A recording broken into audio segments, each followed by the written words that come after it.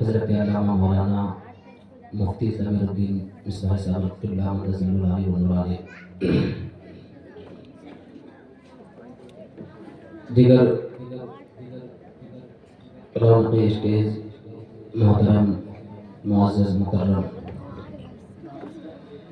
محفل نور میں تشریف فرما معزز صحابہ کرام، پردہ نشین خواتین اسلام، السلام علیکم ورحمۃ اللہ تعالی وبرکاتہ۔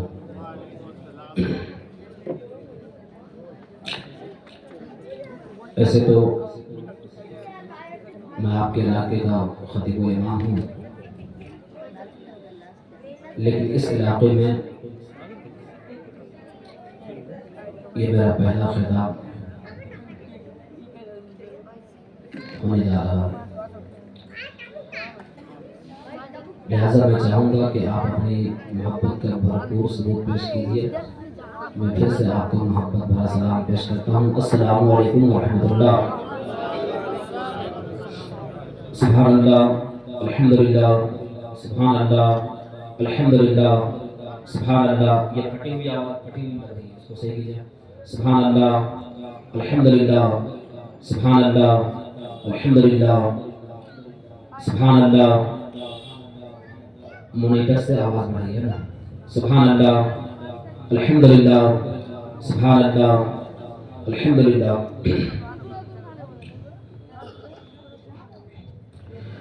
الحمدللہ، الحمدللہ الذی وکفی وسلام علی عبادہ الذین اصطفی۔ اما بعد،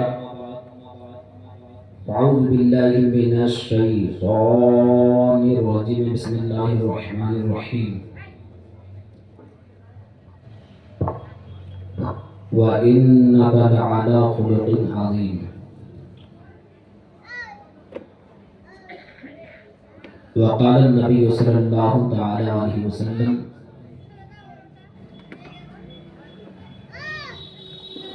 بعثت لأتمم مکارم الاخلاق۔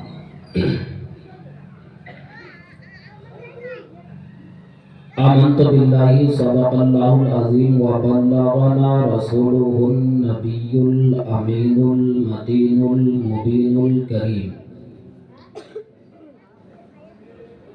ونحن علی ذلک لمن الشاہدین والشاکرین، والحمد للہ رب العالمین۔ آئیے پورا مجمع نہایت ہی عقیدت و محبت کے ساتھ اپنی اور ساری کائنات کے مرکز عقیدت حضور محسن انسانیت سبحان الذی اسریٰ کی رفتار انک لعلی خلق عظیم کی شاہکار فطرت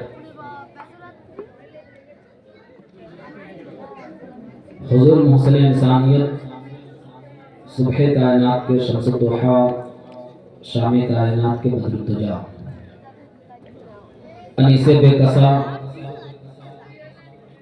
اس نبی پاک کی بارگاہ میں محبت کے ساتھ، عقیدت کے ساتھ، چاہت کے ساتھ درود پاک پڑھی ہے۔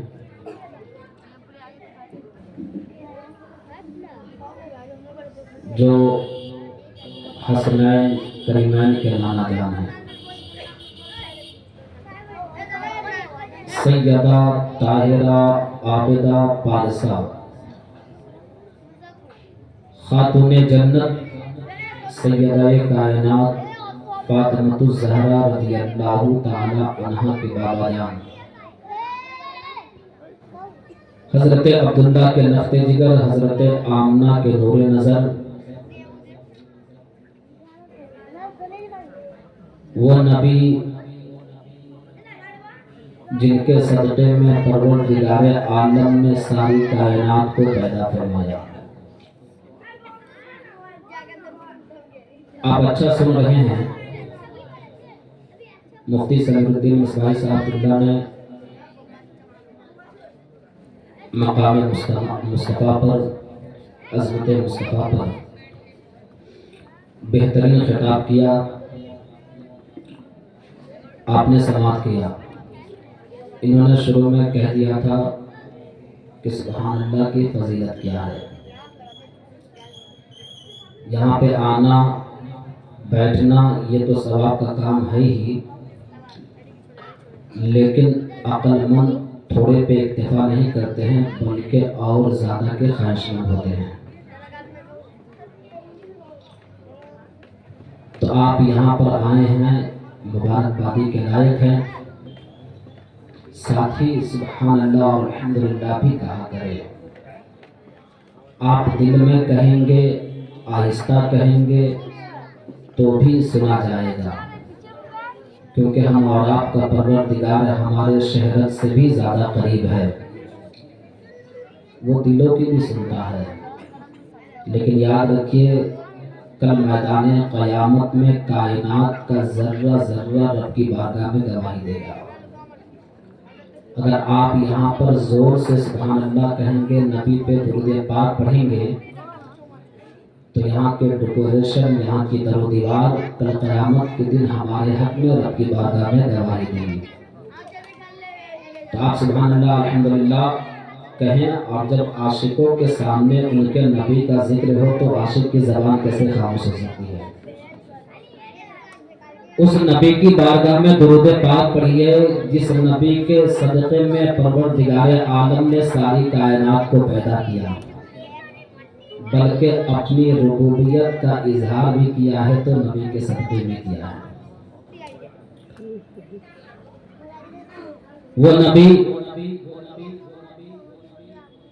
کہ ان کا غلام، ان کا کلمہ پڑھنے والا دنیا کے کسی بھی کونے سے پڑھے تو مدینے والے آقا صرف سنتے ہی نہیں ہیں بلکہ عاشقوں کے سلام کا جواب بھی دیتے ہیں۔ بریلی کے رضا نے کہا، دور و نزدیک کے سننے والے وہ کان، کانے لالے کرامت پہ لاکھوں سلام۔ مچل کے بول دیجئے۔ تو پورا مجمع نہایت ہی عقیدت کے ساتھ، محبت کے ساتھ اپنے آقا کی بارگاہ میں محبتوں کا تحفہ عقیدتوں کی تھالی میں سجا کر پیش کیجئے۔ پڑھیے بآواز بلند، اللہم صلی علی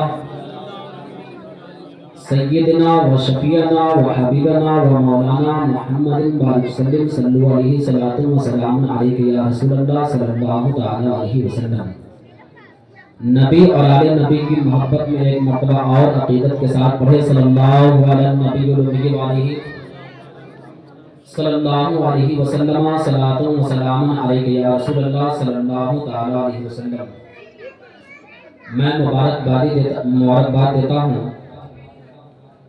ان تمام خوش نصیب مومن بھائیوں کو جو جنتا یونائیٹڈ کلب سے جڑے ہوئے ہیں، جو بھائی اسپورٹنگ کلب سے جڑے ہوئے ہیں، اور اس کلب کے تحت بندگان خدا کی ہر موڑ پر، ہر حالت میں مدد کرنے کی کوشش کرتے ہیں۔ کہاں پر اللہ کے بندوں کو دینی رہنمائی کی جائے اس کے لیے بسا اوقات پروگرام کا انعقاد بھی کرتے ہیں۔ میں بالخصوص مبارکبادی دوں گا عالی جناب نذیر الدین عرف چندو دا صاحب کو، جن کے تعلق سے میں نے کافی سنا، مخیر ہیں، ہمدرد قوم و ملت ہیں، رفاہی کام میں بڑھ چڑھ کر کے حصہ لیتے ہیں۔ پروردگار عالم تمام کی محنتوں کو اپنی بارگاہ میں شرف قبولیت عطا فرما، کہے آمین۔ تمام کو دین و دنیا کی بھلائی عطا فرمائے۔ کسی شاعر نے کہا کہ خدا کی یاد ہے طاقت ہماری، خدا کی یاد ہے طاقت ہماری، مسلح ہے ہمارا تخت شاہی۔ مچل کے بول دیجئے، خدا کی یاد ہے طاقت ہماری، مسلح ہے ہمارا تخت شاہی، ہماری فوج ہے اخلاق حسنہ، ہمارا حسن ہے ترک مناہی۔ ہماری فوج ہے اخلاق حسنہ، ہمارا حسن ہے ترک مناہی۔ حضرات محترم، اللہ رب العزت کا بے پناہ شکر و احسان ہے ہمارا پر۔ اس کے احسان کو شمار کرنا چاہے، اس کے کرم کو شمار کرنا چاہے تو آپ شمار نہیں کر سکتے۔ پروردگار عالم کا ہم پہ احسان یہ ہے، ہم پہ کرم یہ ہے کہ اللہ رب العزت نے اس خاک دانے گیتی پر کم و بیش 18,000 مخلوق کو پیدا کیا۔ کتنی مخلوقات؟ کم و بیش 18,000 مخلوقات کو پیدا کیا۔ کسی کو چیونٹی بنایا تو کسی کو مچھر بنایا، کسی کو مکھی بنایا تو کسی کو گدھا بنایا، کسی کو کتا بنایا تو کسی کو اور شکل میں پیدا کیا۔ لیکن اللہ کا کرم ہم پہ یہ ہے، اللہ کا احسان ہم پہ یہ ہے کہ ہمیں چیونٹی نہیں بنایا، ہمیں مچھر نہیں بنایا، ہمیں مکھی نہیں بنایا، ہمیں کتا نہیں بنایا، ہمیں چچھندر نہیں بنایا، ہمیں بلی نہیں بنایا، ہمیں بندر نہیں بنایا، بلکہ پروردگار عالم نے ہمارا آپ کو حضرت انسان کی جماعت میں پیدا کیا ہے۔ اس جماعت میں پیدا کیا ہے جس جماعت کو پروردگار عالم نے احسن تقویم میں پیدا فرمایا ہے، جس کے سر پہ تاج کرامت لقد کرمنا بنی آدم کا تاج کرامت جس کے سر پہ رکھا ہے، اس جماعت میں ہم اور آپ کو پیدا کیا۔ اسی جماعت میں ہم اور آپ کو پروردگار عالم نے پیدا کیا کہ جس جماعت کو پیدا کرنا چاہا پروردگار عالم نے، فرشتوں کی ایک محفل سجی۔ پروردگار عالم نے فرشتوں سے کہا انی جاعل فی الارض خلیفہ، یعنی انسان کے باپ حضرت آدم علیہ السلام کو پروردگار عالم اس روئے زمین پر بھیج رہا ہے۔ فرشتوں کی محفل میں پروردگار عالم نے فرمایا انی جاعل فی الارض خلیفہ، کہ میں روئے زمین پر اپنا نائب بنانے جا رہا ہوں، اپنا خلیفہ پیدا کرنے جا رہا ہوں، اپنے احکامات کو نافذ کرنے والا بنا کر جلوہ کر رہا ہوں، وائس سرائے پیدا کرنے جا رہا ہوں۔ تو فرشتوں نے رب کی بارگاہ میں عرض کیا تھا کہ اے پالن ہارا، اے رب ذوالجلال، اے قادر مطلق، اے مدبر مطلق، کیا تو روئے زمین پر پھر ایک ایسی مخلوق پیدا کرے گا جو زمین پر جانے کے بعد خون خرابے کرے، جو زمین پر جانے کے بعد فتنہ فساد کرے، جو زمین پر جانے کے بعد جھگڑے کرے؟ فرشتوں نے ایسا رب کی بارگاہ میں اس لیے کہا تھا کیونکہ ان کے پاس جنوں کا تجربہ تھا۔ ہم انسانوں سے پہلے اس روئے زمین پر پروردگار عالم نے جنات کو پیدا کیا تھا۔ جس طرح انسان کی تخلیق کا مقصد پروردگار عالم نے فرمایا کہ ہم نے انسانوں کو اپنی عبادت کے لیے پیدا کیا ہے، ہم نے انسانوں کو اپنی فرما برداری کے لیے پیدا کیا ہے، ہم نے انسانوں کو ایک دوسرے کے کام آنے کے لیے پیدا کیا ہے۔ پروردگار عالم نے جنات کی تخلیق کا مقصد بھی بیان فرمایا تھا کہ اے جنات کے گروہ، اے جماعت جنات، میں نے تمہیں زمین پر بھیجا، تمہاری تخلیق کا مقصد یہ ہے کہ تم وہ کام کرو جس سے میری ذات خوش ہو جائے، تم مجھے خوش کرنے والا کام کرنا۔ لیکن جناتوں نے اس روئے زمین پر آ کر کے کیا کیا؟ وہ اللہ کی نافرمانی میں لگ گئے، وہ خون خرابے کرنے لگے، وہ قتل و غارت گری کرنے لگے، وہ آپس میں جھگڑے کرنے لگے۔ پروردگار عالم نے فرشتوں کی ایک جماعت کو بھیج کر کے اسے ایک غیر آبادی کی طرف دھکیل دیا۔ فرشتوں نے جب رب نے فرشتوں کے درمیان فرمایا کہ میں روئے زمین پر پھر اپنی مخلوق پیدا کرنے جا رہا ہوں، تو فرشتوں نے اسی تجربے کی بنیاد پر رب کی بارگاہ میں عریضہ پیش کیا تھا کہ اے پالن ہارا، اے رب ذوالجلال، اے قادر مطلق، اے مدبر مطلق، زمین خون سے بھر جائے گی، فساد سے بھر جائے گی اگر کوئی دوبارہ اس پہ مخلوق پیدا کی گئی۔ جناتوں کو تو نے پیدا کیا ہے، اس نے جا کر تیری نافرمانی کی ہے، وہ آپس میں لڑ بھیڑ گئے، وہ فتنہ اور فساد میں ملوث ہو گئے۔ تو پروردگار عالم نے فرشتوں کے سوال کے جواب میں فرمایا تھا انی عالم ما لا تعلمون، کہ جو میں جانتا ہوں وہ تم نہیں جانتے۔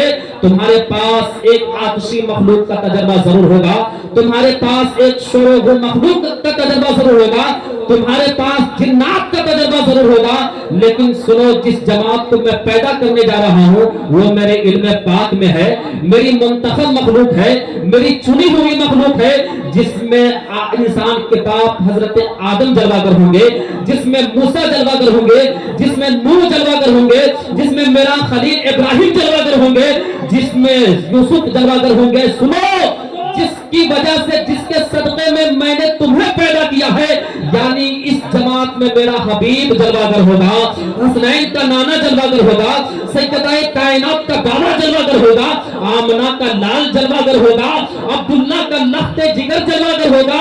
میں اس مخلوق کو پیدا کرنے جا رہا ہوں جس کے سامنے کائنات جھکتی ہوئی نظر آئے گی۔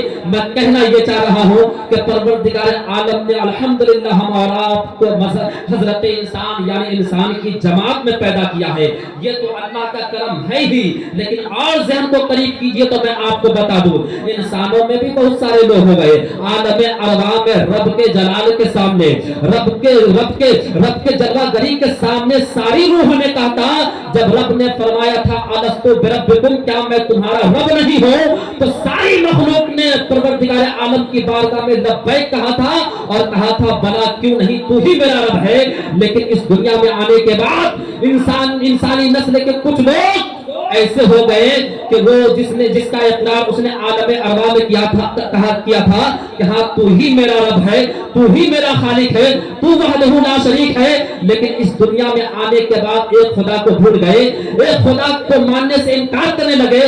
کوئی بندر کی عبادت کرنے لگا، کوئی چاند کی عبادت کرنے لگا، کوئی سورج کی عبادت کرنے لگا، کوئی پتھر کو پوجنے لگا، کوئی دریا کے سامنے اپنے ماتھے کو ٹیکنے لگا، کوئی چھچھندر کو اپنا خدا کہنے لگا۔ لیکن ہتھیارہ کے مسلمانوں اپنی قسمت کو ناز کرو کہ پروردگار عالم نے آپ کو اپنی پیشانی چاند کے سامنے جھکانے والا نہیں بنایا ہے، آپ کو سورج کے سامنے اپنی پیشانی جھکانے والا نہیں بنایا ہے، آپ کو دریا کے سامنے اپنی پیشانی جھکانے والا نہیں بنایا ہے، آپ کو بندر کے سامنے اپنی پیشانی جھکانے والا نہیں بنایا ہے، آپ کو کسی اور مخلوق کے سامنے پیشانی جھکانے والا نہیں بنایا، بلکہ جس ذات نے ساری کائنات کو پیدا کیا الحمدللہ پروردگار عالم نے اپنی بارگاہ میں ہمارا آپ کو سر جھکانے والا بنایا ہے، اپنی بارگاہ کا عبادت کرنے والا بنایا ہے۔ یعنی کہ پروردگار عالم نے پہلا انعام اس کا احسان یہ ہے کہ ہم اور آپ کو حضرت انسان اشرف المخلوقات میں پیدا کیا، پھر ہم اور آپ کو مومن بنایا ہے، کلمہ پڑھنے والا بنایا ہے، مصطفیٰ جان رحمت کا کلمہ پڑھنے والا بنایا ہے، مذہب اسلام کا دامن تھامنے والا بنایا ہے۔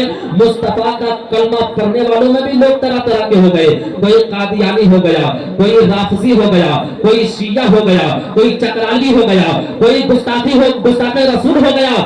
لیکن ہتھیارہ کے مسلمانوں اپنی قسمت پر ناز کرو کہ پروردگار عالم نے آپ کو قادیانی نہیں بنایا ہے، آپ کو چکرالی نہیں بنایا ہے، آپ کو رافضی نہیں بنایا ہے، آپ کو شیعہ نہیں بنایا ہے، بلکہ اللہ نے اپنے نیک بندوں سے محبت کرنے والا بنایا ہے، ہمیں محبت کرنے والوں میں پیدا کیا ہے، ہمیں عاشقوں میں پیدا کیا ہے۔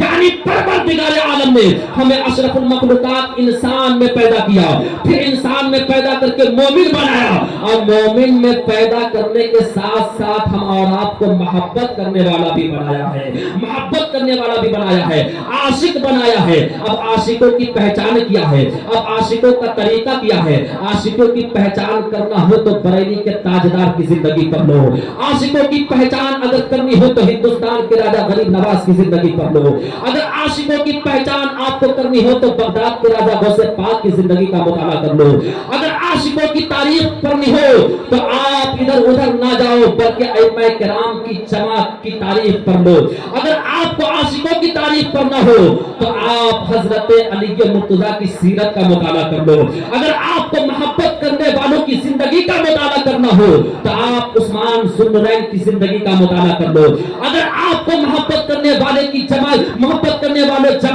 کا مطالعہ کرنا ہو تو آپ عمر فاروق اعظم کی زندگی کا مطالعہ کر لو، صدیق اکبر کی زندگی کا مطالعہ کر لو۔ بلکہ اگر آپ عاشق رسول بننا چاہتے ہو، آپ چاہتے ہو کہ آپ سے اللہ اور اس کا رسول خوش ہو جائے، تو مصطفیٰ جان رحمت صلی اللہ علیہ وسلم کی سیرت کا مطالعہ کر لو، آپ عاشق بنتے ہوئے نظر آؤ گے، آپ محبت کرنے والے بنتے ہوئے نظر آؤ گے، آپ پکے اور سچے مسلمان بنتے ہوئے نظر آؤ گے۔ آپ کہیں گے کہ کہنا کیا چاہ رہے ہیں حضرت، ذہن کو قریب کیجئے۔ میں نے آیت کریمہ تلاوت کی کہ پروردگار عالم نے ارشاد فرمایا وَإِنَّكَ لَعَلَىٰ خُلُقٍ عَظِيمٍ کہ اے محبوب میں نے آپ کو خلق عظیم کے مرتبے پہ فائز کیا ہے، آپ کو بہترین اخلاق عطا فرمایا ہے، آپ کو اخلاق عظیمہ عطا فرمایا ہے۔ یہ اخلاق عظیمہ ہے کیا؟ جب آپ اخلاق کے بارے میں پڑھیں گے تو آپ کو اخلاق کے 3 درجے ملیں گے، آپ کو اخلاق کے 3 مرتبے ملیں گے۔ ایک ہے اخلاق حسنہ جسے اخلاق عالیہ بھی کہا جاتا ہے، ایک ہے اخلاق کریمانہ اور ایک ہے اخلاق عظیمہ۔ یہ اخلاق حسنہ یا اخلاق عالیہ کیا ہے؟ اخلاق حسنہ یہ ہے جو یہود کو دیا گیا تھا، یعنی ان کو یہ تعلیم دی گئی تھی کہ آپ کسی پر زیادتی نہیں کرنا، آپ کسی کو تکلیف میں نہ ڈالنا، آپ کسی کو نقصان نہ کرنا، آپ کسی کو پریشان نہ کرنا، یعنی آپ کسی کے ساتھ زیادتی نہ کرنا۔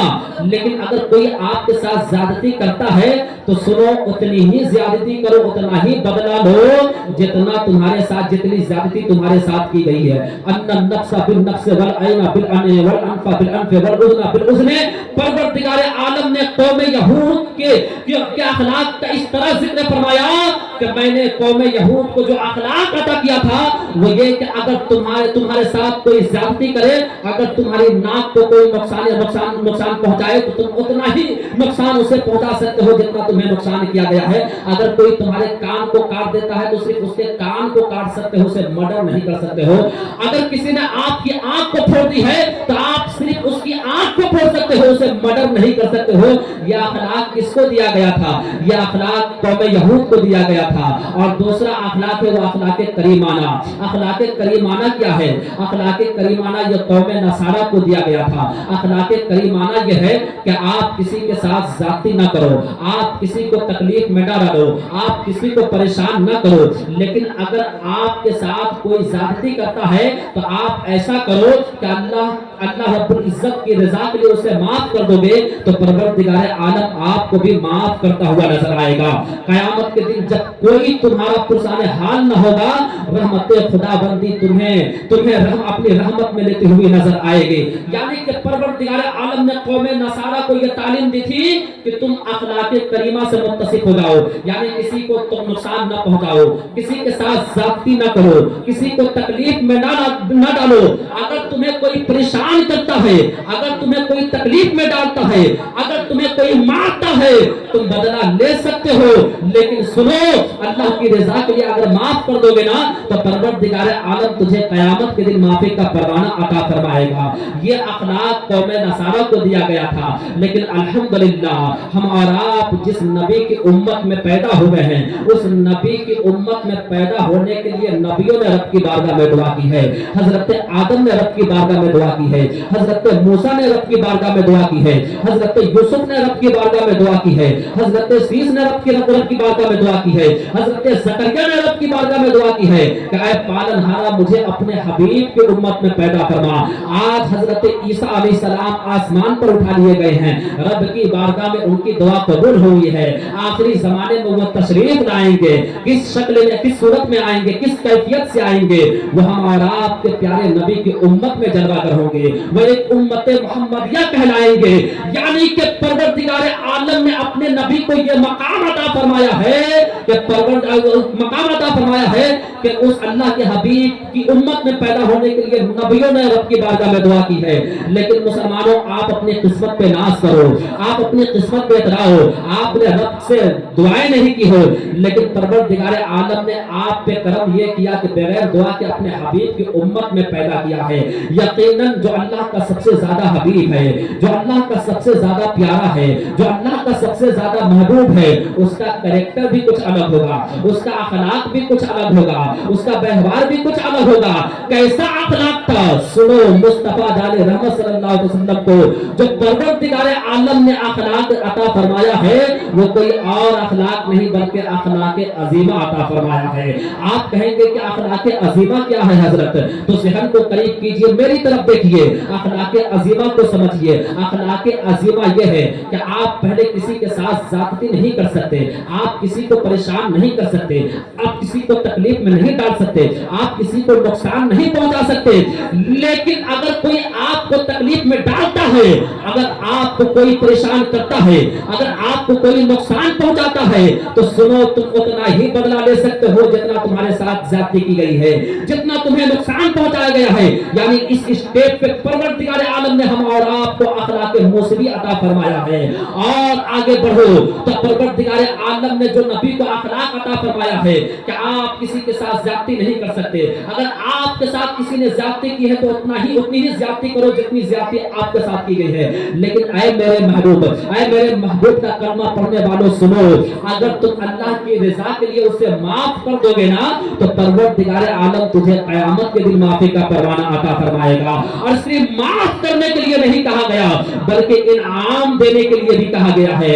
ذہن کو قریب کیجئے، مثال کی روشنی میں آپ کو سمجھا دوں، مصطفیٰ جان رحمت کا اخلاق کتنا بہترین اخلاق ہے، مصطفیٰ جان رحمت کا اخلاق کتنا اچھا اخلاق ہے، مصطفیٰ جان رحمت کا کریکٹر کتنا اچھا کریکٹر ہے۔ یہ کریکٹر ہی کا تو فیضان تھا، یہ اخلاق ہی کا فیضان تھا کہ حضرت عمر جیسا سخت دل بھی اپنے دلوں کا نذرانہ نبی کی بارگاہ میں پیش کر رہے ہیں۔ آئے تھے چراغ نبوت کو بجھانے کے لیے، لیکن نبی کا دامن تھما اور مصطفیٰ جان رحمت کا کلمہ پڑھ کر کے مذہب اسلام میں داخل ہو گئے۔ نبی کی سیرت کا مطالعہ کرنا چاہتے ہو، نبی کے کریکٹر کا مطالعہ کرنا چاہتے ہو تو مسلمانوں آؤ ذرا مکہ کی تاریخ کو پڑھو، مکہ کی ہسٹری کو پڑھو، مکہ کی تاریخ کا مطالعہ کرو، آپ کو پتا چلے گا اللہ رب العزت نے اپنے حبیب کے صدقے میں ساری کائنات کو پیدا کیا ہے۔ اسی حبیب کو جب مکہ کی سرزمین پہ اتارا ہے، اسی حبیب کو جب مکہ کی سرزمین پہ پیدا فرمایا ہے، اللہ اکبر، مصطفیٰ جان رحمت شکم مادر سے اس دنیا میں جب جلوہ گر ہوتے ہیں، اب تک آپ جلوہ گر ہوتے ہیں، آپ بچپن ہی سے اپنے مشن پہ عمل کر رہے تھے، لیکن اعلان نبوت نہیں فرمایا تھا، آپ نے لوگوں کے سامنے اپنا کریکٹر منوایا ہے۔ 1 سال نہیں، 2 سال نہیں، 10 سال نہیں، 20 سال نہیں، بلکہ 40 سال مصطفیٰ جان رحمت نے مکہ کے سخت دلوں کے سامنے اپنے اخلاق کو منوایا ہے،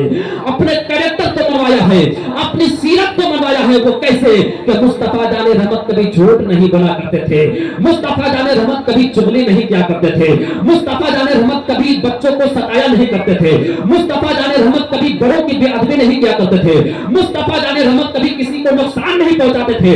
معاملہ یہ تھا کہ اگر کوئی آپ کے پاس امانت رکھتا، برسوں بعد اگر کوئی آپ سے مطالبہ کرتا کہ میں نے جو امانت آپ کے پاس رکھی تھی وہ مجھے واپس کر دیجیے، اللہ اکبر، تاریخ گواہ ہے کہ جب مکہ والے آپ کے پاس رکھے ہوئے امانت کو مانتے تھے تو مصطفیٰ ہو بہو وہی امانت دیتے تھے جو مکہ والے دیا کرتے تھے۔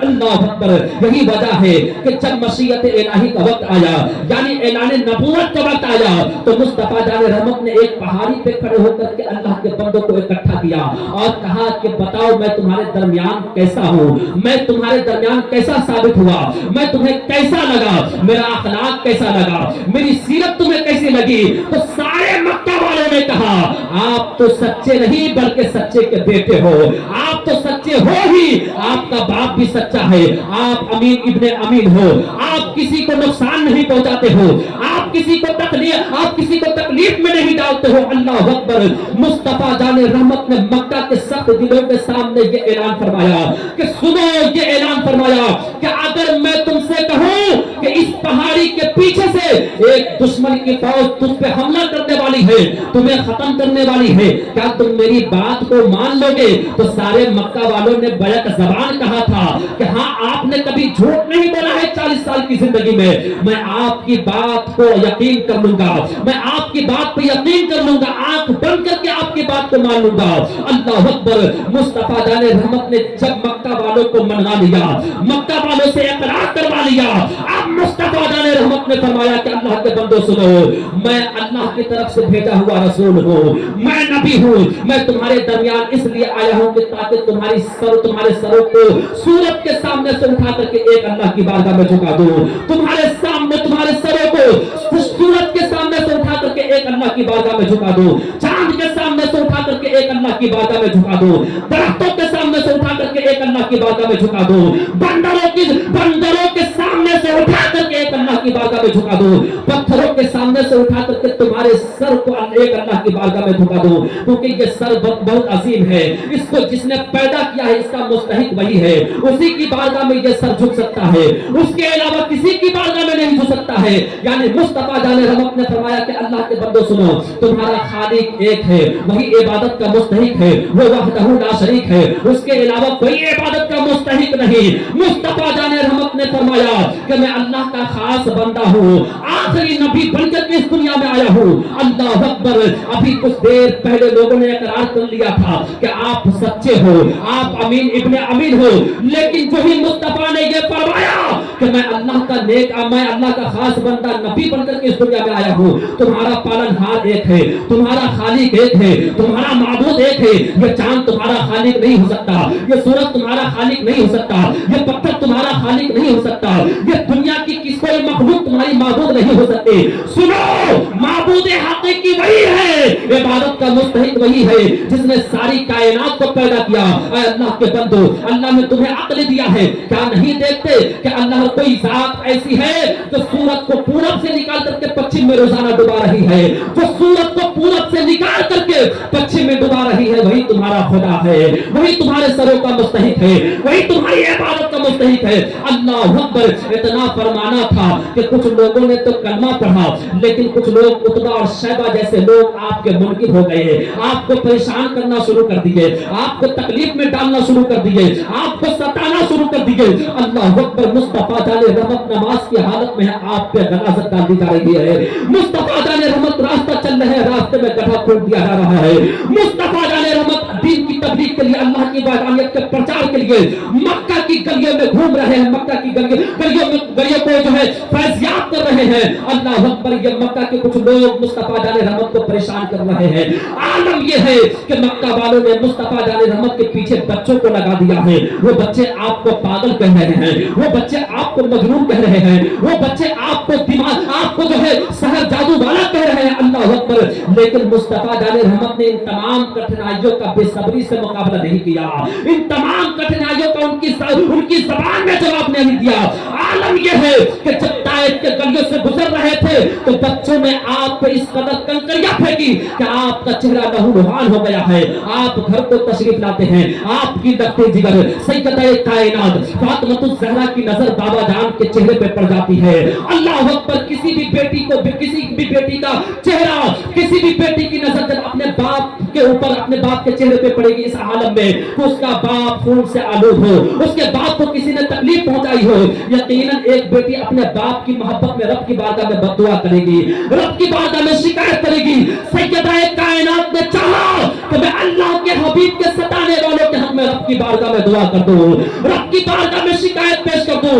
जो ही सैयदा कायनात अपनी ज़बान मुबारक को हरकत देने वाली थी कि मुस्तफा जाने रहमत ने अपनी बेटी के लबों पर उंगलियां रख करके फरमाया कि बेटी नाना, तुम रहमतुल आलमीन की बेटी हो, परवरदिगार आलम ने तुम्हें रहमतुल आलमीन की बेटी बनाया है। तुम्हारे बाप को सारी कायनात के लिए रहमत बना करके भेजा है, उसको चांद के लिए भी रहमत बना करके भेजा है, उसको सूरज के लिए भी रहमत बना करके भेजा है, उसको पत्थर के लिए भी रहमत बना करके भेजा है। सुनो मेरी बेटी, तेरे बाबा को परवरदिगार आलम ने सिर्फ अपनों के लिए नहीं बल्कि गैरों के लिए भी रहमत बना करके भेजा है।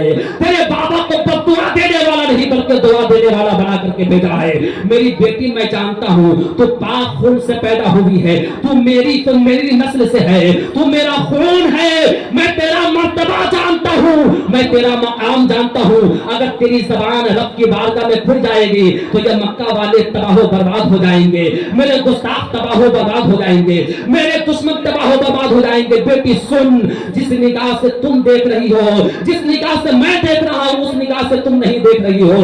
आज जो लोग मुझ पे कंकर फेंक रहे हैं, आज जो लोग मुझे पत्थर मार रहे हैं, सुनो मेरी बेटी, आने वाले वक्त में इन्हीं की नस्लें कल मज़हब इस्लाम का कलमा पढ़ती हुई नजर आएगी, दामन इस्लाम से वाबस्ता हुए तो ही नजर आएंगी। मेरी सच्चे खातिर नारे तकबीर, नारे रिसालत, नारे रिसालत, जश्न ईद मिलादुन नबी, जश्न ईद मिलादुन मुस्तफा सल्लल्लाहु अलैहि वसल्लम ने फरमाया कि اے میری لختے جگر، اے میری پیاری بیٹی، اے میری اچھی بیٹی، اے خاتون جنت، سن، جس نگاہ سے میں ان لوگوں کو دیکھ رہا ہوں وہاں تک تمہاری نگاہ نہیں پہنچ رہی ہے۔ انہی کی آنے والی نسل کل میری عزت کے خاطر، میری محبت میں اپنے سروں کا نذرانہ پیش کرتی ہوئی نظر آئے گی، میدان بدر میں اپنے سروں کا نذرانہ پیش کرتی ہوئی نظر آئے گی، حنین میں اپنے سروں کا نذرانہ پیش کرتی ہوئی نظر آئے گی، احد میں اپنے سروں کا نذرانہ پیش کرتی ہوئی نظر آئے گی۔ جب مصطفیٰ نے اپنی سیرت کو اس طرح مکہ والوں کے سامنے پیش کیا ہے تو وہی عمر جو جس نے تہیہ کر لیا تھا کہ میں مکہ سے مصطفیٰ کی ذات کو مٹا دوں گا، میں مکہ سے مصطفیٰ جان رحمت کے ساتھ چلنے والوں کو مٹا دوں گا، اچانک کیا ہوا ہے؟ وہ سخت دل پسیج گیا ہے، وہ سخت دل نرم ہو گیا ہے۔ اب وہ عمر جو چراغ نبوت کو بجھانا چاہتے تھے نبی کی غلامی اختیار کرتے ہوئے نظر آتے ہیں۔ تو الحمدللہ اس نبی کی امت میں پروردگار عالم نے ہم اور آپ کو پیدا کیا ہے، نبی کا کلمہ پڑھنے والا ہم اور آپ کو بنایا ہے، تو ہمارا کریکٹر بھی ایسا ہی ہونا چاہیے، ہمارا اخلاق بھی ایسا ہونا چاہیے۔ اپنوں سے تو سب محبت کرتا ہے، مزہ تو تب ہے کہ غیروں کو اپنے قریب کر لو، غیروں کو اپنی محبت میں وارفتہ اور فرشتہ کر لو۔ جب یہ ہنر آپ کے اندر آ جائے تو آپ سچوں کے سمجھو کہ پکے سچے مسلمان ہو۔ یہ میں نہیں کہہ رہا ہوں بلکہ مصطفیٰ علیہ رحمت صلی اللہ علیہ وسلم نے فرمایا کہ تم میں کا سب سے بہترین مومن، کامل مومن وہ ہے جس کا اخلاق سب سے بہتر ہے، جس کا اخلاق سب سے اچھا ہے، جس کا اخلاق سب سے عظیم ہے۔ مصطفیٰ علیہ رحمت نے فرمایا کہ اے میرا کلمہ پڑھنے والوں سنو، اے میرے غلاموں سنو، اللہ کے بندوں سنو، کل میدان قیامت میں جب بیٹا باپ کا نہ ہوگا، بیٹی ماں کی نہ ہوگی، اللہ اکبر، جس ماں نے بہت ناز و نعم کے ساتھ ہمیں اس دنیا میں پالا ہے، جس نے اپنے خون کو دودھ کی شکل میں پلایا ہے، وہ باپ جس نے اپنی جوانی کو قربان کر دیا تاکہ ہماری جوانی سنور جائے، مجھے جوان کرنے کے لیے جس باپ نے اپنی جوانی کو قربان کر دیا ہے، اللہ اکبر، کل قیامت کے دن کوئی محبت کام آنے والی نہیں ہے، بلکہ جو آپ نے عمل کیا ہے کل وہی عمل کل قیامت کے دن آپ کو کام آنے والا ہے۔ لیکن ایسی بھیانک گھڑی میں، ایسے پرکیف منظر میں ہم اور آپ کے پیارے نبی، ہم کلمہ پڑھنے والوں کو یہ مزدائے دا فضا سنا رہے ہیں کہ اے میرا کلمہ پڑھنے والوں سنو، کل قیامت کے دن ایسے بھیانک گھڑی میں سب سے زیادہ مجھ سے قریب وہ ہوگا جس کا اخلاق سب سے بہتر ہوگا، جس کا اخلاق سب سے عظیم ہوگا، جس کا اخلاق سب سے اچھا ہوگا۔ اخلاق عظیمہ کو اور قریب سے سن لیجئے، میں اخلاق عظیمہ آپ کو سمجھا رہا ہوں۔ جنگ احد کی تاریخ کا مطالعہ کیجئے، اللہ اکبر، کفار مکہ چراغ نبوت کو بجھانے کے لیے آئے ہیں، مکہ کے کچھ دشمنان خدا مسلمانوں کو مدینہ سے نکالنے کے لیے آئے ہیں، اسے اپنے بوریوں میں بھرنے کے لیے آئے ہیں۔ اللہ اکبر، وہ میدان احد کا مطالعہ کیجئے، اللہ اکبر، مصطفیٰ علیہ رحمت نے ایک دستہ کو پہاڑ پہ متعین کیا تھا کہ جب تک میدان ختم نہیں ہو جائے تم وہاں سے واپس نہیں آنا۔ اللہ اکبر، میدان بدر میں پروردگار عالم نے فرشتوں کو بھیج کر کے ہم مسلمانوں کی مدد فرمائی تھی، میدان احد میں بھی پروردگار عالم کی رحمت، پروردگار عالم کی مدد مسلمانوں کے ساتھ تھی، اللہ کے بندوں کے ساتھ تھی، مصطفیٰ علیہ رحمت کے کلمہ پڑھنے والے کے ساتھ تھی۔ اچانک کیا ہوا کہ میدان کا نقشہ پلٹ گیا، میدان کا نقشہ پلٹ گیا۔ ہوا یہ کہ مصطفیٰ نے فرمایا تھا کہ جب تک میدان ختم نہ ہو جائے تم وہاں سے واپس نہ آنا۔ اللہ اکبر، جس دستہ کو مصطفیٰ علیہ رحمت نے اس پہاڑی پہ کھڑا کیا تھا، اس دستہ کے جانب اس وقت کے جو خالد بن ولید رضی اللہ تعالیٰ عنہ، جو ایک عظیم سپہ سالار مذہب اسلام کے گزرے ہیں، نبی کے سچے غلام گزرے ہیں، جلیل القدر صحابی گزرے ہیں، اس وقت دامن اسلام سے وابستہ نہیں ہوئے تھے، اس وقت مصطفیٰ علیہ رحمت کا کلمہ نہیں پڑھا تھا۔ اللہ اکبر، اس وقت ایک ٹولی اس پہاڑ کے جانب سے آئی تھی، اس کا کمانڈر خالد بن ولید رضی اللہ تعالیٰ عنہ تھے، اس کا علم جو ہے خالد بن ولید رضی اللہ تعالیٰ عنہ کے ہاتھوں میں تھا۔ وہ بہت شاطر تھے، وہ بہت ذہین تھے، وہ بہت دماغ والے تھے، وہ اپنے دماغوں سے میدان کو فتح کیا کرتے تھے، وہ اپنے ذہانت کی بنیاد پر میدانوں کو فتح کیا کرتے تھے۔ کیا ہوا کہ مصطفیٰ علیہ رحمت نے جس دستہ کو متعین فرمایا تھا، انہوں نے دیکھا کہ کفار میدان چھوڑ کر کے بھاگ رہے ہیں، تو انہوں نے مال غنیمت اکٹھا کرنے کے لیے اس پہاڑی کے مقام کو چھوڑ دیا ہے۔ اللہ اکبر، خالد بن ولید کچھ قدم جانے کے بعد پھر واپس پلٹ کر کے دیکھتے ہیں تو اس چوٹی پر، اس پہاڑ کی چوٹی پر اسلام کا جھنڈا نظر نہیں آ رہا ہے، اس پہاڑ کی چوٹی پر اسلام کی فوج نظر نہیں آ رہی ہے۔ خالد بن ولید رضی اللہ تعالیٰ عنہ اس وقت جب کہ اسلام قبول نہیں کیے تھے، حملہ کرتے ہیں مسلمانوں پر، اور ایک نہیں دو نہیں بلکہ غالباً 70-72 مسلمان صحابہ کرام اس جنگ احد میں شہید کیے جاتے ہیں۔ جام شہادت हजरत नोश फरमाते हैं, मैं कहना ये चाहता हूँ कि देखिए ये हकीकत में ज़ाहिरी नजर में ये एक जुर्म था, यानी कि मुस्तफ़ा ने फरमाया था कि जब तक मैदान खत्म ना हो जाए वहां पे से वापस नहीं आना, लेकिन जब इसमें ऐसा वैसा हुजूर के दिल को कल्क नहीं पहुंचा, रंज नहीं पहुंचा, बल्कि आपके चचा आपके प्यारे सैयदुल शुहदा हजरत हमजा रज़ियल्लाहु तआला अन्हु को शहीद किया गया, और ऐसे वैसे शहीद नहीं किया, बल्कि हिंदा रज़ियल्लाहु तआला अन्हा जो उस वक्त इस्लाम कबूल नहीं की थी, आप रज़ियल्लाहु तआला अन्हु यानी हजरत अब्बास रज़ियल्लाहु तआला अन्हु हमजा रज़ियल्लाहु तआला अन्हु के कलेजों को कच्चा निकाल के चला जाती है। हुजूर के दिल को तकलीफ पहुंची थी, हुजूर को रंज पहुंचा था, हुजूर गमगीन हुए थे, हुजूर कबीरा खाते हुए थे। ऐसे आलम में तो होना ये चाहिए था कि मुस्तफा जाने रहमत अपने गुलामों से चेहरा को मोड़ लेते, अपने गुलामों से चेहरा को फेर लेते, लेकिन हुआ क्या, परवरदिगार आलम ने आपको तसल्ली दी, आपको सुकून दिया, आप पे सकीना नाजिल किया और कहा कि ऐ मेरे हबीब सुनो, जिस दस्ता को आपने मुतय्यन किया था वो दस्ता जो माले गनीमत इकट्ठा करने के लिए आया है, उनकी नीयत खराब नहीं थी, उनकी नीयत में फुतूर नहीं था। उन्होंने देखा कि अब कुफ्फारे मक्का इस दुश्मनाने इस्लाम को मैदान छोड़ चुके हैं, अब मुझे चाहिए कि अपने भाई की मदद करे, माले गनीमत में उनका साथ दे, माले गनीमत इकट्ठा करने के लिए उनका साथ दे। तो उनकी नीयत बुरी नहीं थी, बल्कि उनका फेल गलत था, उनका आना गलत था, उनकी नीयत बुरी नहीं थी। आप ऐसा करो मुस्तफा जाने रहमत, ऐ मेरे हबीब मैंने आपको रहमत बना करके भेजा है, फाफु अन्हुम, उन तमाम गुलामों को बख्शिश का परवाना दे दो, उन तमाम गुलामों को माफी का परवाना अता कर दो। सिर्फ माफ करने के लिए नहीं कहा गया, बल्कि अल्लाह रब्बुल इज्जत ने फरमाया वस्तगफिर लहुम, कि ऐ मेरे हबीब, ऐ मेरे हबीब, ऐ मेरे हबीब आप ऐसा करो, सिर्फ इन्हें माफी का परवाना नहीं दो, बल्कि आप इनके लिए मेरी बारगाह में दुआ करो कि मैं इसे बख्श दूं। अल्लाह अकबर। देखिए रब का करम क्या है, रब की इनायत क्या है, कैसी तालीम दी जा रही है, कैसा अखलाक अपने हबीब को अता फरमा रहा है परवरदिगार आलम। परवरदिगार आलम ने फरमाया कि ऐ मेरे हबीब आप मेरी बारगाह में बहुत अजीज हो, आप मेरी बारगाह में बहुत प्यारे हो, मैंने तेरी ही खातिर तमाम कायनात को पैदा किया है, अगर आप इन गुलामों के हक में मेरी बारगाह में दुआ कर दोगे तो मैं इनकी लफ्जिश पे पर्दा डाल दूंगा, मैं इनके गुनाह को माफ कर दूंगा, मैं इन्हें बख्श दूंगा।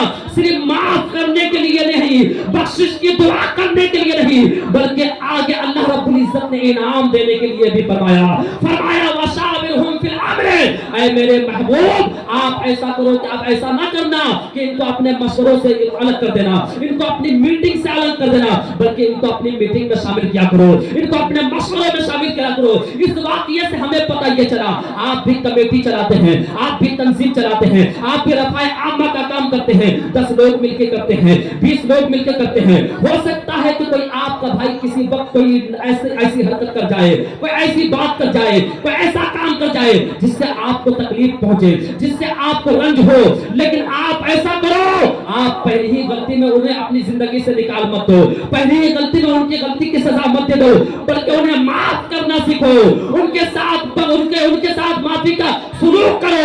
याद रखो मुस्तफा जाने रहमत ने फरमाया कि जिसने अल्लाह के बंदों को इस दुनिया में माफ करना सीख लिया है, कल परवरदिगार आलम क़यामत के दिन उसे माफी का परवाना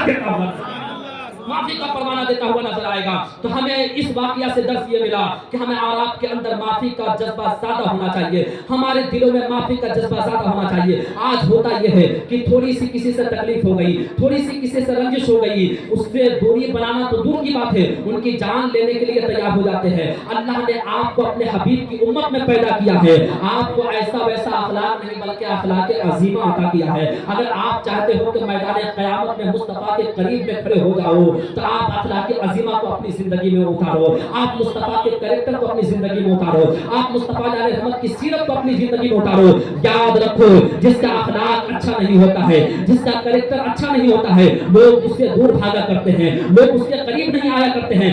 आपने नहीं देखा दरख्त की पहचान उसके फल से होती है। जिस दरख्त का फल मीठा हो, जिस दरख्त का फल अच्छा हो, जो दरख्त फलदार हो, लोग उसे अपने घरों में लगाते हैं, उसे अपने बागीचों में लगाते हैं, اس کی سینچائی کرتے ہیں, اس کی دیکھ ریکھ کرتے ہیں. اگر کوئی اسے نقصان پہنچا دے, اس کا بچہ جس کو وہ بہت ہی لاڈ کے ساتھ پیار کے ساتھ پال رہا ہے, اگر اس پودے کو نقصان پہنچا دیا ہے تو اپنے بچے کو ڈانٹ دیتا ہے, اپنے بچے کو مار دیتا ہے. یعنی اس لیے وہ مار رہا ہے کیونکہ جہاں وہ اپنے بچوں سے محبت کر رہا ہے وہیں ان پودوں سے بھی محبت کر رہا ہے. اسے معلوم ہے کہ یہ پودا ہمیں تکلیف نہیں دینے والا بلکہ فائدہ پہنچانے والا ہے. یہ بڑا ہو کر کے ہمیں پھل دے گا, یہ بڑا ہو کر کے ہمیں سایہ دے گا, یہ بڑا ہو کر کے ہمیں فائدہ پہنچائے گا. مطلب یہ ہے کہ جو درخت پھلدار ہوتے ہیں, جس درخت کا پھل میٹھا ہوتا ہے, لوگ اسے اپنے گھروں میں لگاتے ہیں, اپنے باغیچے میں لگاتے ہیں. لیکن جو درخت کانٹے دار ہو, جس درخت کا پھل کڑوا ہو, جو درخت پھل نہ دے, لوگ اسے اپنے باغیچوں میں نہیں لگاتے. باغیچوں میں لگانا تو دور کی بات ہے, اپنے گھروں میں لگانا تو دور کی بات ہے, اس کے پاس سے گزرنا بھی پسند نہیں کرتے ہیں, اس ڈر سے کہ کہیں اس کا کانٹا ہمارے جسم میں چبھ نہ جائے, کہیں اس کی مہک ہمیں جو ہے پریشان نہ کرتے. مطلب یہ پتہ یہ چلا کہ جو درخت اچھا ہو لوگ اس کی سینچائی کرتے ہیں, اس کی دیکھ ریکھ کرتے ہیں, اس کے لیے کسی سے لڑ جاتے ہیں. اسی طرح جو انسان اچھا ہوتا ہے, جس کا کریکٹر اچھا ہوتا ہے, جو دوسروں کو فائدہ پہنچاتا ہے, جو دوسروں کو پریشان نہیں کرتا ہے, اللہ کے بندے اس سے قریب ہونا چاہتے ہیں, اس کے پاس بیٹھنا چاہتے ہیں, اس سے دوستی کرنا چاہتے ہیں. وہ انتظار میں رہتے ہیں کہ اب میرا فلاں بھائی, اللہ کا فلاں بندہ مجھے کچھ منٹ دے دے, کچھ وقت دے دے تاکہ میں اس کے پاس بیٹھ جاؤں. یہ کس چیز کا انعام ہے, یہ کس چیز کا نتیجہ ہے؟ یقیناً اس کا اخلاق اچھا ہے, یقیناً اس کا کریکٹر اچھا ہے. آپ بھی اپنی زندگی کو ایسی زندگی بناؤ کہ آپ سے کوئی دور نہ بھاگے, بلکہ آپ سے قریب ہوتا ہوا نظر آئے, آپ کے دین سے قریب ہوتا ہوا نظر آئے, آپ کے رسول سے قریب ہوتا ہوا نظر آئے, آپ کے کریکٹر سے قریب ہوتا ہوا نظر آئے, آپ کے خدا سے قریب ہوتا ہوا نظر آئے. آپ نے غریب نواز کو نہیں دیکھا, انہوں نے اپنی گفتار کو خوشبودار بنایا ہے, انہوں نے اپنے لباس کو پاکیزہ بنایا ہے, انہوں نے اپنی چال کو عمدہ بنایا ہے, انہوں نے اپنی رات کو حسین بنایا ہے, انہوں نے اپنی صبح کو حسین بنایا ہے, انہوں نے اپنی شام کو حسین بنایا ہے. معاملہ یہ ہوا ہے کہ جو غریب نواز اس بھارت میں آئے تھے, لوگ شروع میں آپ کے دشمن بن گئے تھے, آپ کو ختم کرنا چاہ رہے تھے, آپ کو مٹانا چاہ رہے تھے. لیکن ہوا کیا؟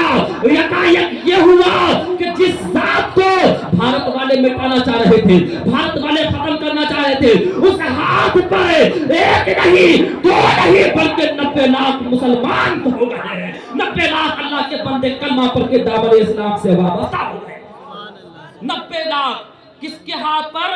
حضور غریب نواز رحمت اللہ علیہ کے ہاتھ پر ایک نہیں دو نہیں بلکہ 90 لاکھ اللہ کے بندوں نے کلمہ پڑھا ہے. کیسے کلمہ پڑھا ہے؟ انہوں نے سختی کا مظاہرہ نہیں کیا, انہوں نے غصہ کا مظاہرہ نہیں کیا.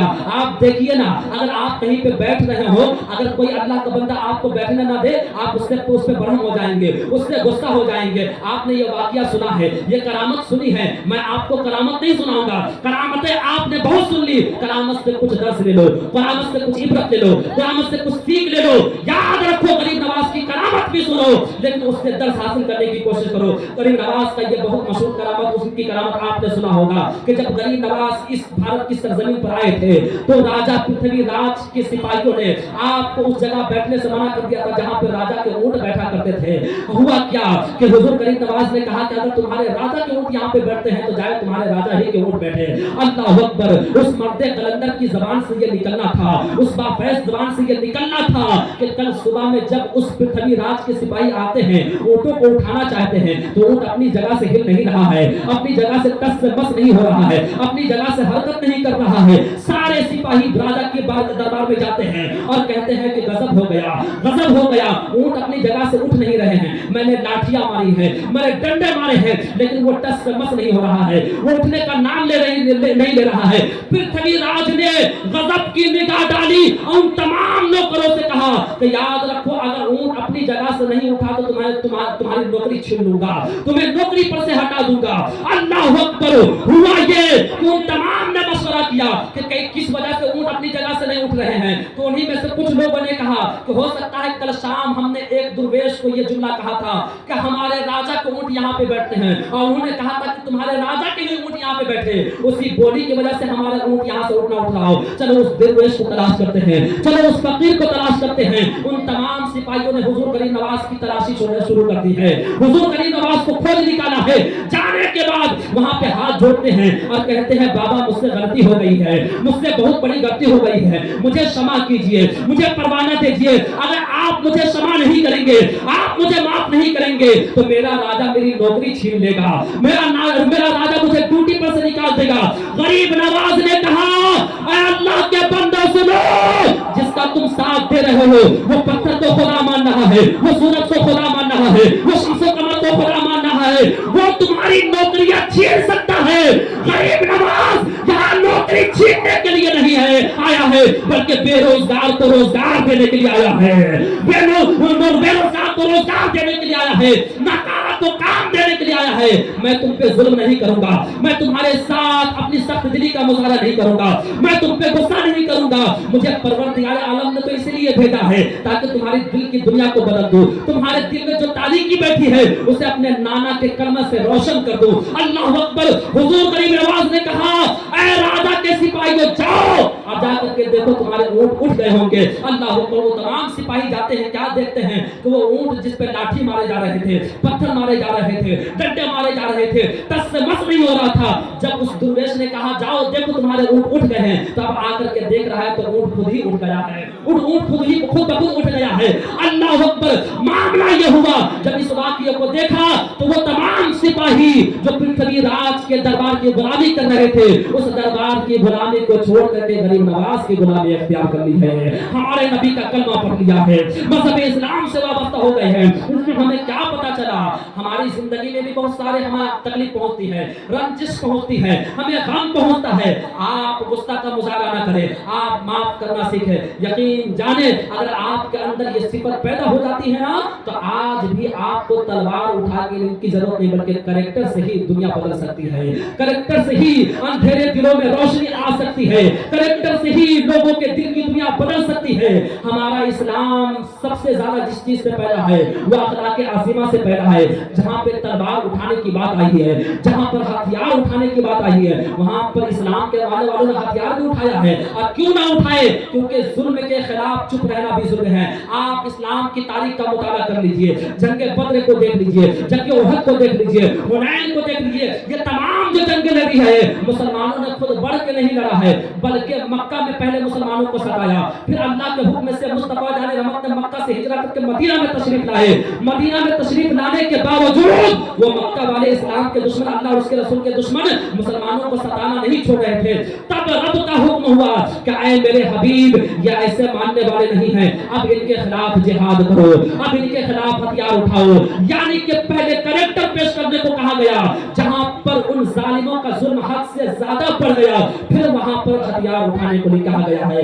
زیادہ تاریخ کو پڑھیے, چاہے میدان کربلا ہو, چاہے کوئی بھی میدان آپ لے لیجئے, سب سے پہلے کریکٹر کو پیش کیا گیا ہے. یہ صبر کیا ہے, کریکٹر ہی کی تو ایک صفت ہے. یہ شکر کیا ہے, کریکٹر ہی کا تو ایک حصہ ہے. یہ اللہ پہ قناعت کیا ہے, اللہ یہ قناعت کیا ہے, یہ اخلاق ہی کا تو ایک حصہ ہے, اخلاق ہی کا تو ایک چیپٹر ہے. اگر آپ اللہ کے بندے ہو, اگر آپ مصطفیٰ جان رحمت کا کلمہ پڑھتے ہو, تو آپ بھی اپنے اندر صبر کا مظاہرہ پیش کرو. آپ بھی اپنی زندگی کو اب وہ درگزر جیسی صفت سے متصف کر لو. یاد رکھو, اگر آپ اپنی زندگی کو ان تمام صفت اوصاف حسنہ سے متصف کر لیتے ہو تو آپ کی زندگی کامیاب ہے. آپ اپنے گھر میں بھی خوش ہو, آپ اپنے محلے میں بھی خوش ہو, آپ اپنے آبادی میں بھی خوش ہو, پورے جہان میں خوش ہو. لیکن اگر آپ ان کریکٹر سے دوری اختیار کرتے ہیں, ان اوصاف سے دوری اختیار کرتے ہیں, تو آج جس طرح مارے جا رہے ہیں اس سے بھی برا وقت آنے والا ہے. آپ کے لباس کو دیکھ کر کے کوئی کہہ سکتا ہے یہ مصطفیٰ کا غلام ہے, آپ کی بول چال کو دیکھ کر کے کوئی کہہ سکتا ہے کہ مصطفیٰ کا غلام ہے.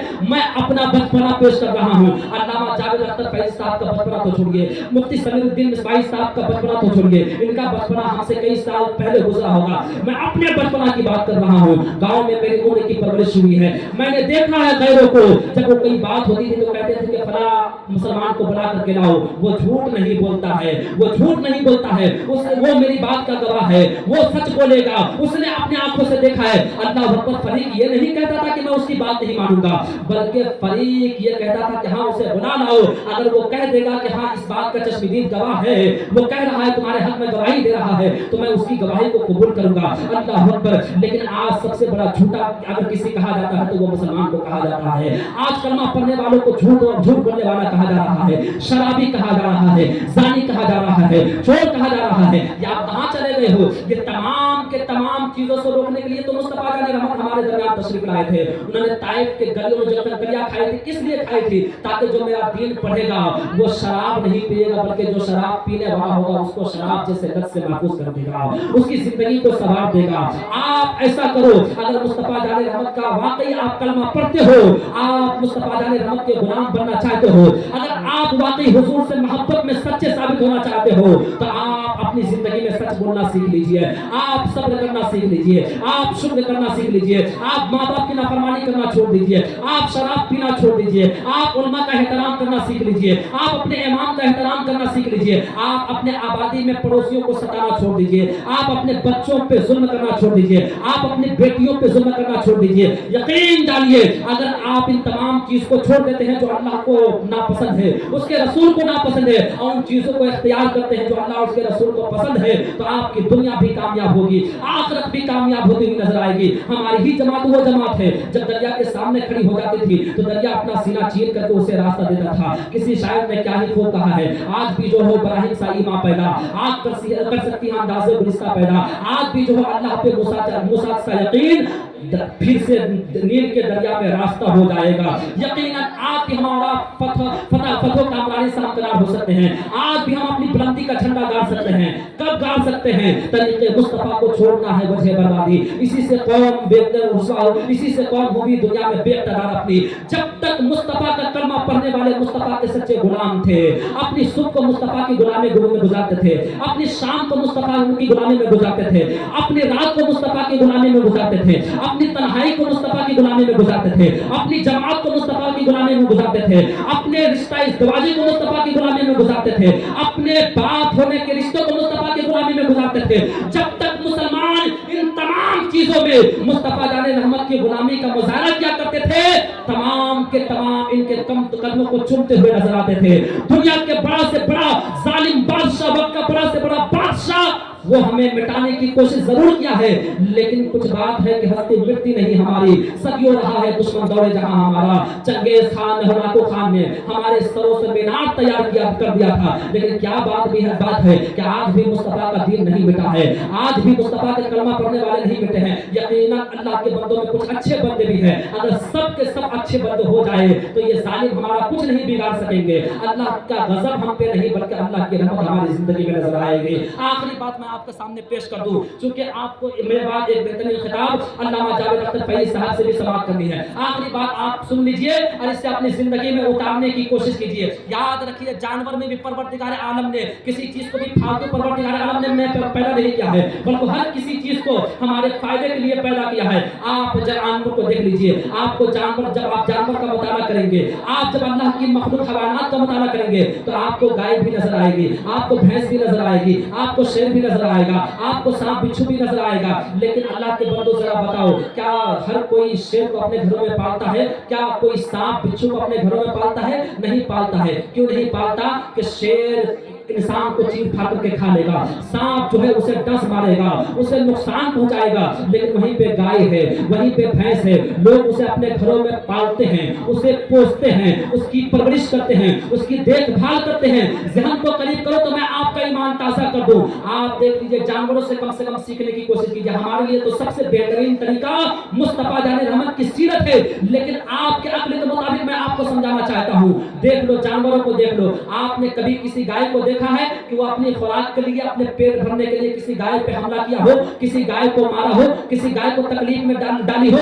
नहीं, कभी कोई गाय अपने पेट भरने के लिए, अपने खुराक के लिए किसी दूसरी गाय पे हमला नहीं करती है, किसी दूसरी गाय को तकलीफ में नहीं डालती है। इसी तरह क्यों नहीं डालती? इसलिए कि परवरदिगार आलम ने उनके अंदर ये डाला है, यानी कि वो अपने खुद को भूखा रहना और भूख के आलम में मर जाना पसंद तो करते हैं वो जानवर, लेकिन अपनी आराइश के लिए, अपने आराम के लिए, अपने सुकून के लिए, अपने दूसरे भाई को, अपने दूसरी नस्ल को जो है تکلیف میں نہیں ڈالتی ہے، نقصان نہیں پہنچاتی ہے، پریشان نہیں کرتی ہے، لیکن وہیں پہ شیر ہے، شیر کو آپ نے دیکھا، شیر کا جب پیٹ خالی ہو تو وہ دوسروں کو چیر پاڑ کر کے کھا جاتا ہے، وہ اپنا کو نہیں دیکھتا، بلکہ آپ نے دیکھا ہوگا کچھ ویڈیو میں نے دیکھا ہے کہ ایک شیر دوسرے شیر کو اپنا خوراک بنا رہے ہیں۔ معاملہ کیا ہے؟ یعنی کہ وہ ایسے جانور ہیں کہ جو اپنا پیٹ بھرنے کے لیے دوسرے جانور کی تو بات چھوڑیے، اپنے جانور پر، اپنے بھائی پر، اپنے نسل پر جو ہے حملہ کر دیتا ہے۔ یعنی کہ ان شیر کی پہچان یہ ہے